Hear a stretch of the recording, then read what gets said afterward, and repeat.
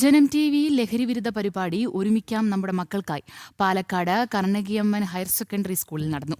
Palakkad MLA Ramesh Pisharody പരിപാടി ഉദ്ഘാടനം ചെയ്തു. മയക്കുമരുന്ന് മാത്രമല്ല, ലഹരി, സിഗരറ്റും മദ്യവും ഉൾപ്പെടെ ലഹരിയാണെന്നും ലഹരി ഉപയോഗത്തിനെതിരെ ഒരുമിച്ച് പോരാടാമെന്നും അദ്ദേഹം പറഞ്ഞു.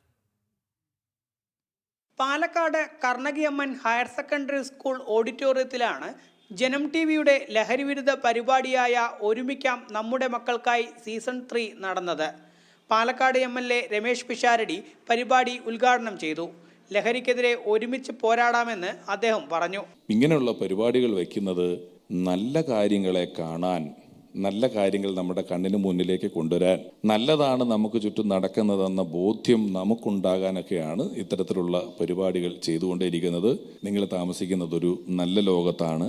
പ്രൊവൈഡഡ് നല്ല ആളുകളുമായി കൂടി നല്ല കാര്യങ്ങൾ ചിന്തിച്ച് നല്ല കാര്യങ്ങൾ കണ്ട് നല്ലതിലേക്ക് ഫോക്കസ് ചെയ്ത് പോകുമ്പോൾ നിങ്ങൾക്ക് ഈ ലോകം നല്ലതായിട്ട് തോന്നും. അല്ലാത്തൊരു വലിയ വിഭാഗം, ഞാൻ പറഞ്ഞ 10%മായി നിങ്ങളുടെ മുന്നിലേക്ക് വരും.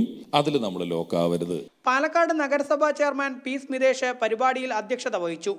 ലഹരി ഉപയോഗത്തിനെതിരെ ഓരോരുത്തരും രംഗത്ത് വരണമെന്ന് അദ്ദേഹം പറഞ്ഞു. സമൂഹത്തിൽ വളരെ ദോഷകരമായ രീതിയിൽ ലഹരി നമ്മുടെ സമൂഹത്തിലേക്ക് ഗ്രസിച്ചിരിക്കുന്നു. അപ്പോൾ അത്തരത്തിലുള്ള ഒരു ലഹരി നിർമ്മാർജ്ജനമെന്നുണ്ടെങ്കിൽ താഴെത്തട്ടുള്ള നാളെയുടെ സാമൂഹിക പരിഷ്കർത്തരെ വളർന്ന നമ്മുടെ യുവ സമൂഹമാണ് ഇതിന് വലിയൊരു മാറ്റം വരുത്തേണ്ടത്.